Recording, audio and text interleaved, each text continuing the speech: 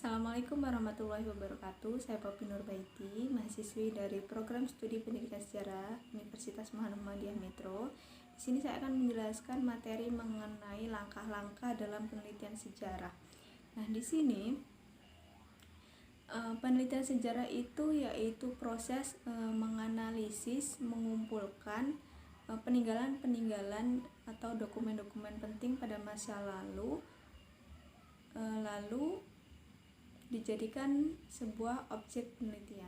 Nah, di sini sejarah sebagai ilmu itu sendiri memiliki metode atau prinsip yang harus dilaksanakan dalam penelitian sejarah. Nah, di dalam langkah-langkah penelitian sejarah itu ada 5 tahap, yaitu yang pertama pemilihan topik, yang kedua yaitu heuristik, yang ketiga yaitu verifikasi, yang keempat yaitu interpretasi, dan yang kelima adalah historiografi. Nah, langkah yang pertama yaitu ada pemilihan topik. Dalam pemilihan topik ini, topik yang diangkat itu harus menarik. Nah, di sini dalam mengangkat sebuah topik itu diperlukan beberapa pertimbangan. Yang pertama yaitu topik itu harus menarik, yang kedua topik itu harus asli. Maksudnya di sini asli itu belum pernah diteliti oleh peneliti sebelumnya. Yang ketiga yaitu harus adanya ketersediaan sumber. Nah, ini penting karena untuk menunjang dalam penelitian sejarah. Yang terakhir yaitu ada kedekatan emosional. Di sini berarti seorang penulis ini atau seorang peneliti ini merasa tertantang atau merasa tertarik dengan objek yang akan diteliti ini sendiri. Yang kedua yaitu ada heuristik atau pengumpulan sumber.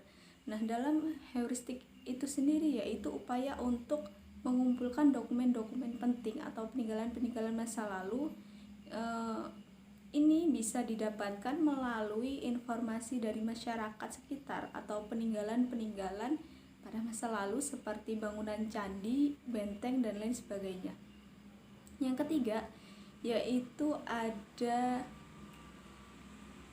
verifikasi. Verifikasi itu sendiri yaitu penafsiran atau pengujian suatu sumber sejarah. Nah, dalam verifikasi ini ada 2 kritik, yaitu kritik ekstern dan kritik intern.